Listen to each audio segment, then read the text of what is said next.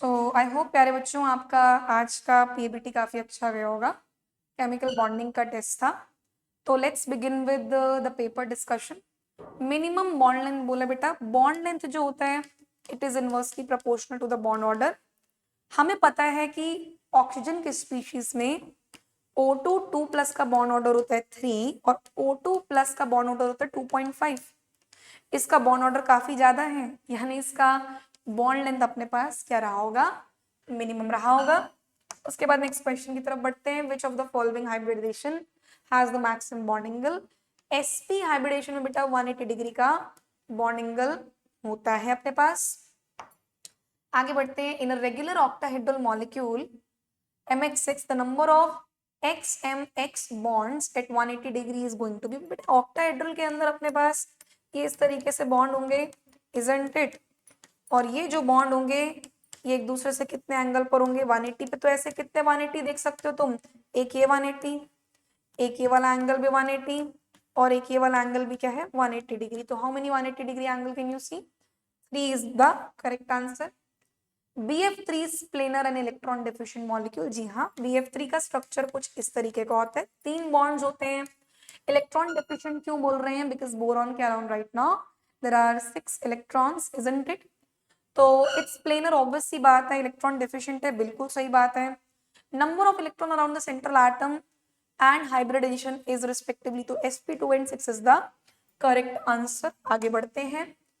Water is dipolar where BeF2 is not, बेटा पानी को कह रहा है इट इज पोलर। तो बेटा पानी के पोलर होने के पीछे क्या वजह है? द मेन रीजन इज उसका शेप, जिसकी वजह से यहाँ पर जो डाइपोल मोमेंट्स होते हैं वो कैंसल आउट नहीं होते। लेकिन BeF2 के अंदर भी 2 बॉन्ड्स हैं, बट ये जो 2 बॉन्ड्स हैं ये एग्जैक्टली एक दूसरे से कितने एंगल पे होते हैं, 180 डिग्री के एंगल पर होते हैं। विच मीन्स कि अपने पास इसका डाइपोल मोमेंट तो नेट डाइपोल मोमेंट 0 आएगा, इसका net dipole moment non zero आएगा।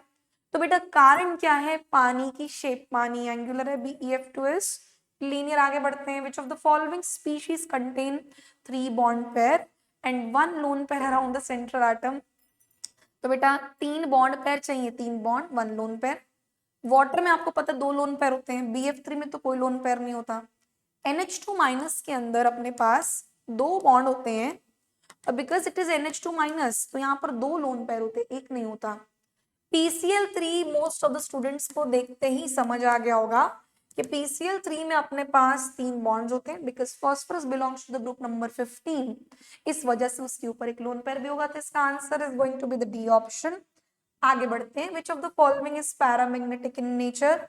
तो बेटा जिसमें अनपेयर्ड इलेक्ट्रॉन्स होंगे, जिसके टोटल इलेक्ट्रॉन का सम ऑड होगा, it is definitely going to be paramagnetic. Cn minus में अगर हम देखें तो 6 7 1 कुल मिलाकर 14 इलेक्ट्रॉन है। बिल्कुल भी अपने पास मुझे ये पैरामैग्नेटिक तो नहीं लग रहा। 6 8 ये भी 14 आएगा, ये भी मुझे पैरामैग्नेटिक नहीं लग रहा। आपको पता है आंसर क्या है?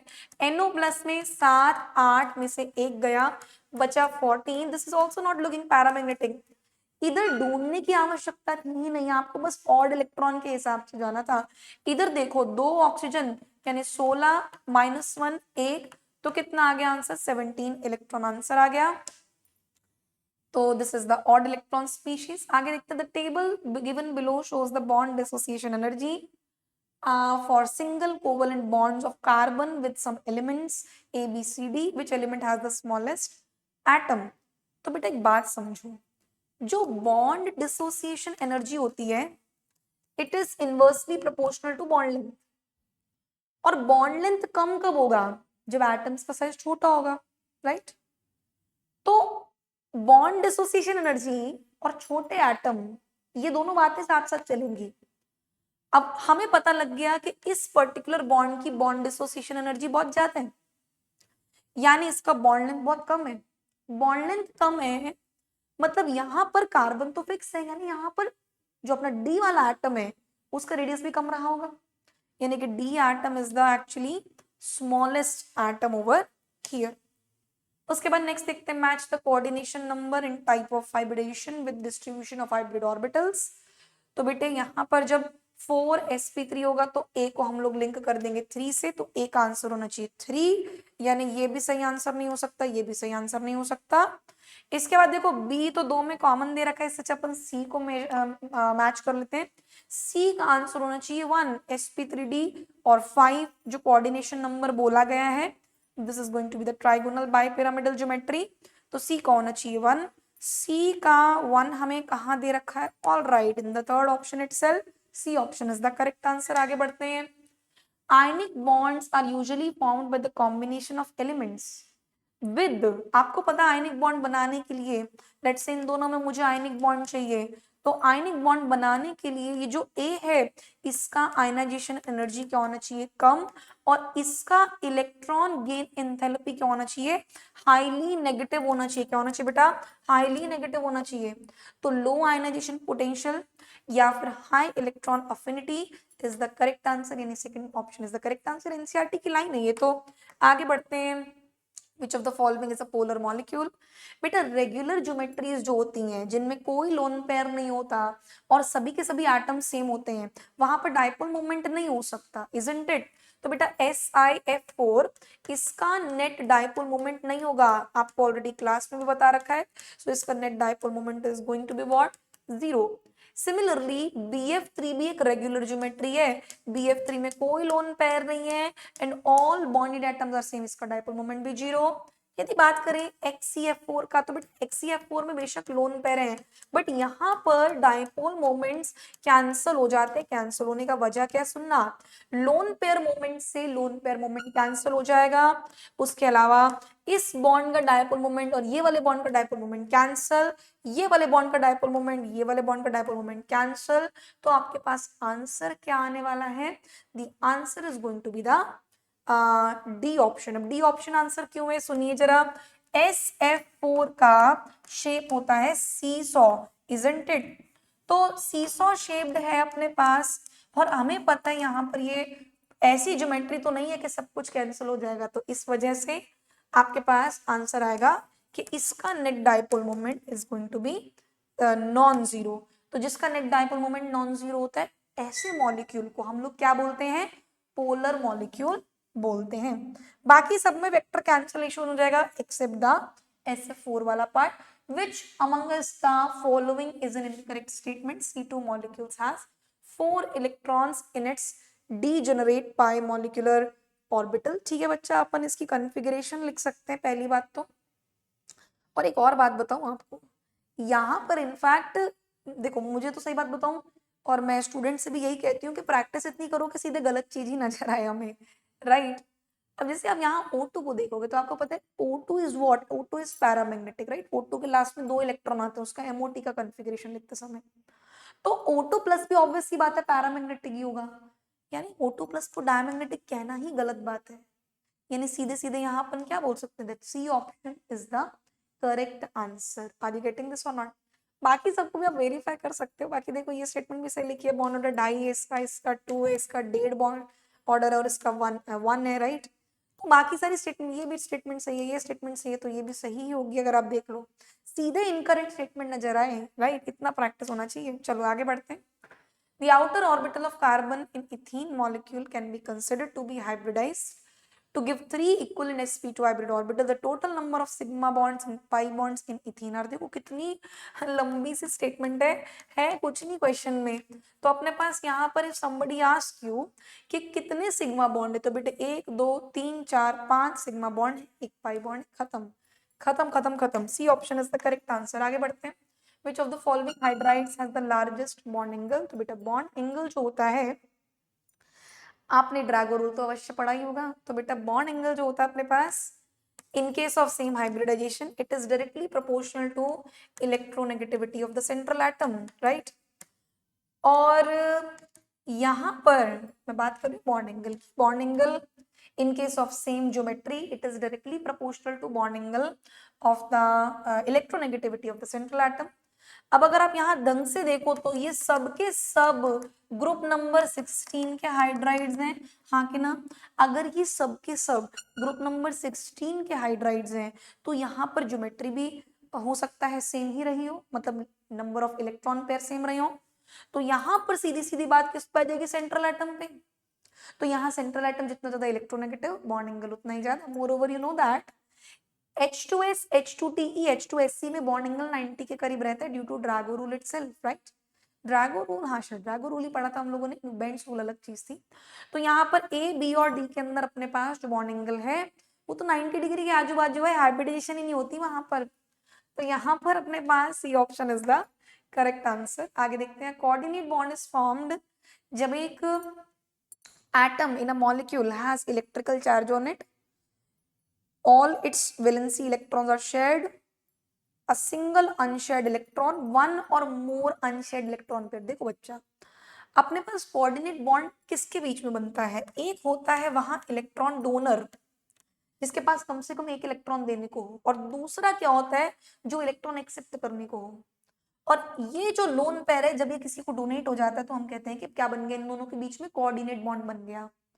तो चार्ज वाली बात तो नहीं होती, राइट, और वैलेंसी वाली बात भी नहीं होती, बात होती है मेन इलेक्ट्रॉन की। इलेक्ट्रॉन अगर है उसके पास तो हो सकता है किसी इलेक्ट्रॉन डेफिशिएंट प्राणी को ये इलेक्ट्रॉन दे दे, और जब ये इलेक्ट्रॉन दे देगा what is going to happen, अपने पास this coordinate bond is going to be formed. तो D option is the correct answer.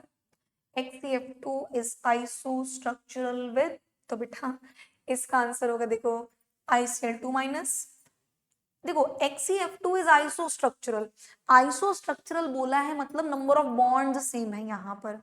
तो बेटा इसके स्ट्रक्चर में हम इसको तो बोल ही नहीं सकते SbCl3 को। अच्छा एक और बात सुनिए जरा, XCF2 का स्ट्रक्चर कैसा होता था, जिनॉन होता था, साथ में इधर अपने पास 3 लोन पेयर होते थे और 2 हेलोजन होते थे। अगर आप ढंग से देखो तो ICl2 माइनस में नेगेटिव किसको दे दिया जाता है, नेगेटिव दे दिया जाता है अपना आयोडीन को। इसकी वजह से व्हाट हैपेंस कि iodine becomes, I minus becomes like xenon, और 2 हेलोजन तो है ही। तो बेटा इसका बिना सोचे समझे याद रखना, XCF2 is isostructural with ICl2 minus.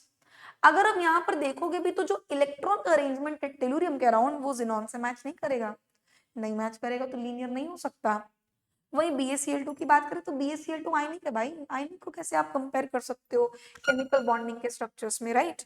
सो अपने पास आंसर क्या हो गया, the answer is D option. आगे बढ़ते हैं, which one of the following oxide is expected to exhibit paramagnetic behavior। देखो बेटा यहाँ पर तुम्हें हमने जो स्टार्टिंग में पढ़ा था Lewis, right, Lewis octet rule, उसके लिमिटेशन याद रखने। उसका एक लिमिटेशन था ऑड इलेक्ट्रॉन स्पीशीज, उसमें एक नाम था ClO2। ClO2 को यदि ध्यान से देखो तो 17-16 टोटल मिलके कितने हो गए, 33 इलेक्ट्रॉन बन रहे, 33 इलेक्ट्रॉन्स बन रहे, isn't it? Because it is having 33 electrons, so that means what it is an odd electron species and it is going to show the paramagnetic nature, right। बाकी सबके अंदर अगर आप टोटल इलेक्ट्रॉन्स करोगे तो टोटल इलेक्ट्रॉन्स अपने पास even he रहेंगे, which means it's a diamagnetic oxide। आगे बढ़ते हैं, which one of the following hybridization results in non planar orbitals। तो बेटा देखो नॉन प्लेनर ऑर्बिटल्स अपने पास कैसे आएंगे, देखो यहाँ पर DsP2 को तो वैसे मैं पहले ही बोलूंगी कि अवॉइड करना, बिकॉज हमने इसके बारे में हो सकता है ज्यादा डिस्कशन ना देखा हो। इस चीज को हम लोग कोऑर्डिनेशन 12th क्लास केमिस्ट्री में ज्यादा पढ़ेंगे। लेकिन आपको एक बात पता होनी चाहिए, sp2 हाइब्रिडाइजेशन से प्लेनर स्ट्रक्चर बनता है, sp हाइब्रिडाइजेशन से प्लेनर स्ट्रक्चर बनता है, sp3 से कैसा स्ट्रक्चर बनता है, नॉन प्लेनर टेट्राहेड्रल। तो सीधे सीधे A option is the correct answer. Conflict वाली बात है ही नहीं, आप बी तक जाओगे नहीं बिना ए को चेक करे, तो definitely A is the correct answer. आगे बढ़ते हैं, intramolecular H bonding is present. And बेटा इंट्रामोलिकुलर एच बॉन्डिंग के लिए मॉलिक्यूल के अंदर ही एक इलेक्ट्रोनेगेटिव साइट होना चाहिए एंड एक इलेक्ट्रोपॉजिटिव साइट होना चाहिए, और उन दोनों के बीच में दूरी नहीं होनी चाहिए। देखो समझ आ रही बात क्या नहीं, अब देखो यहाँ पर इन दोनों के बीच में किस टाइप का बॉन्डिंग संभव है, इंट्रामोलिकुलर एच बॉन्डिंग। इधर और इधर पॉसिबल नहीं है भाई, क्योंकि डिस्टेंस बढ़ गया। एच बॉन्डिंग के लिए, इंट्रैक्शंस के लिए भी तो थोड़ा सा तो डिस्टेंस कम होना चाहिए ना, दूर दूर से कैसी इंट्रैक्शन होगी, इसमें तो बिल्कुल भी नहीं। तो ऑब्वियसली बात है डी ऑप्शन एनसीईआरटी का एग्जांपल था ये। आगे देखते हैं, the structure and hybridization of SiCH3 4 is going to be silicon के आजू बाजू 4 मिथाइल ग्रुप है और सीधी सी बात है, आप हाइब्रिडेशन का फॉर्मूला लगाएंगे तो क्या बनेगा आंसर? It's going to be tetrahedral and sp3 because कोई लोन पेयर नहीं है. Among the following total number of species not having 8 electrons around the central atom is, बेटा अमोनिया का स्ट्रक्चर देखो, ये है अमोनिया का स्ट्रक्चर. इसके स्ट्रक्चर में 2 2 4 2 6 8 इलेक्ट्रॉन दिख रहे हैं. उन्होंने कहा है नॉट हैविंग, तो नॉट हैविंग में ये तो नहीं आएगा. बात करेंगे AlCl3 की. जी हाँ, AlCl3 is going to be in non octet species, तो ये वाली चीज तो आएगी. BeCl2, अब देखो AlCl3 में कितने इलेक्ट्रॉन है? There are just 6 electrons. BeCl2 की बात करें तो यहाँ पर अपने पास 2 इलेक्ट्रॉन इधर 2 इलेक्ट्रॉन इधर, 4 इलेक्ट्रॉन हो गए टोटल, तो ये भी नॉट 8 इलेक्ट्रॉन वाला आंसर हो गया. CCl4 की अगर मैं बात करूं तो CCl4 में कार्बन के अराउंड 4 क्लोरीन होंगे मेरे पास. 4 क्लोरीन है, 1 2 3 4 5 6 7 8 इलेक्ट्रॉन आ गए. PCl5 की बात करूं तो PCl5 में 2 क्लोरीन ऊपर नीचे ऐसे ऐसे ऐसे क्लोरीन आ जाएगा. So what is going to happen, अपने पास 1 2 3 4 5 6 7 8 9 10 इलेक्ट्रॉन आ गए. सो 10 इलेक्ट्रॉन भी एक प्रकार से क्या है? Not equal to 8 electron. उन्होंने 8 इलेक्ट्रॉन से कम नहीं बोला, उन्होंने बोला 8 आंसर कहाँ नहीं है, तो ये भी उसका आंसर हुआ ना. तो अपने पास आंसर क्या आ जाएगा? Answer is going to be, you know what, क्या होगा answer? 3 is going to be the correct answer. आगे बढ़ते हैं. Total number of non bonded electrons present in NO2 minus is. NO2 minus के स्ट्रक्चर में प्यारे बच्चों ऐसा कुछ स्ट्रक्चर होता है, N डबल बॉन्ड O पे माइनस और एक साथ में लोन पेयर. उन्होंने बोला है the number of non bonded electrons present in NO2 minus will be. तो बेटा देखो यहाँ पर एक नॉन बॉन्डेड इलेक्ट्रॉन पेयर है, 2 यहाँ होंगे और बाकी यहाँ होंगे 2 2 4 6 8 10 12, तो 12 is the correct answer as per the Lewis theory. बोला उन्होंने तो 1 2 3 4 5 6 12 is the correct answer. Electron बोले the number of molecules from the following which will be paramagnetic is. तो बेटा O2 is paramagnetic, 2 unpaired electron होते हैं उसमें. O2 plus में कितना अनपेड होगा? 1 unpaired electron, 2 unpaired electron, 1 unpaired electron. O2 minus बना देंगे तो 1 इलेक्ट्रॉन पेयर हो जाता है उसकी कॉन्फ़िगरेशन में, 1 अनपेड इलेक्ट्रॉन. NO भी पैरामैग्नेटिक स्पीशीज ही है भाई. NO पैरामैग्नेटिक क्यों बोल रही हूँ? 7 8 15 टोटल इलेक्ट्रॉन 15, 1 इलेक्ट्रॉन तो बच ही जाएगा जो कि अपने पास क्या है? अनपेयर्ड.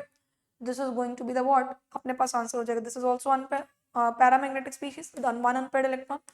NO2 में देखो तो NO2 में नाइट्रोजन में 7 इलेक्ट्रॉन, 7 और 16, 16 और 7 अपने पास कितना हो गया? मेरी मैथ्स थोड़ी कमजोर है. 16 7 23, 23 माने इसमें भी कोई ना कोई एक तो इलेक्ट्रॉन अनपेयर रह ही जाएगा. तो बेटे आपको समझ आ रहा होगा ये पैरामैग्नेटिक, ये भी पैरामैग्नेटिक, ये भी पैरामैग्नेटिक, ये भी पैरामैग्नेटिक, ये भी पैरामैग्नेटिक.